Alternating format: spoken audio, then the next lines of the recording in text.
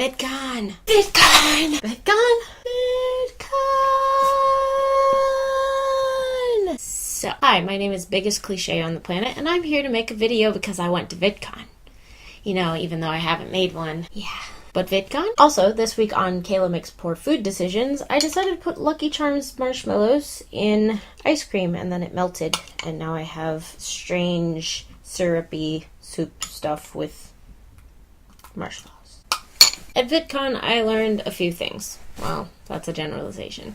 I learned a lot and nothing at the same time, but most of the things I learned can be encompassed by a little flashback to teenage me. So I have a confession.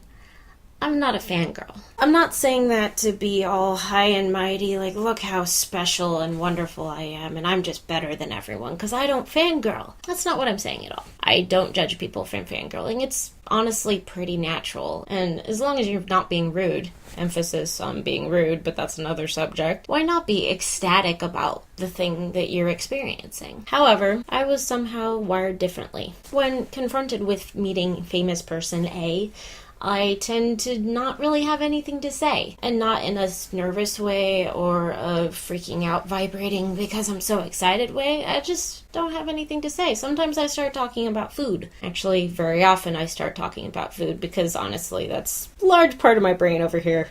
Probably under all this ginger is this chunk thinking about food. Because food. Now, what does this mean for Vidcon? This is something that I've known about myself for a long time. I mean, I've been being me for most of my life. Kind of a weird way to put that, but okay.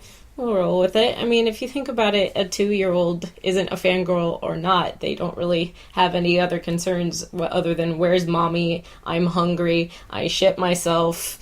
And please let me sleep. So it's not news. But it was very clearly put in front of me at Vidcon. At this point, I'd like to reiterate that you can discuss the good and bad points of fangirls all you want, and it is a very interesting subject, but it's not what I want to talk about right now. Basically, I spent 3 days around a lot of people that I didn't feel very much in common with. Luckily, that's not entirely true. I mean, I'm not a special snowflake. There are other people like me, and this year I happened to also being my first VidCon, but I was also a volunteer, and a lot of the volunteers were really awesome, and you guys are great, and I really hope I get to do it next year. But for my experience, this was a very big part of my weekend. I realized right off the bat that I probably wasn't going to want to go to any signings. Not because I have no desire to have signatures from these people. I mean, I think they're amazing, and a lot of them I'm really big fans of.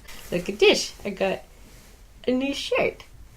I'm really happy. But I just personally don't have the energy to wait that long in a line to have a 20-second conversation with someone where I don't know what to say and might say something about food. So I managed to go to a few panels, and that reminded me of the fact that, I had this idea that I wanted to make YouTube videos.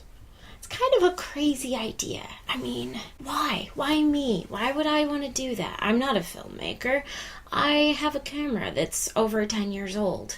Like, seriously, it's kind of bad. But I went to these panels anyway, and I watched people up on stage who I felt a kinship to. I like to analyze what goes on YouTube and why people watch it and why they might like something over something else.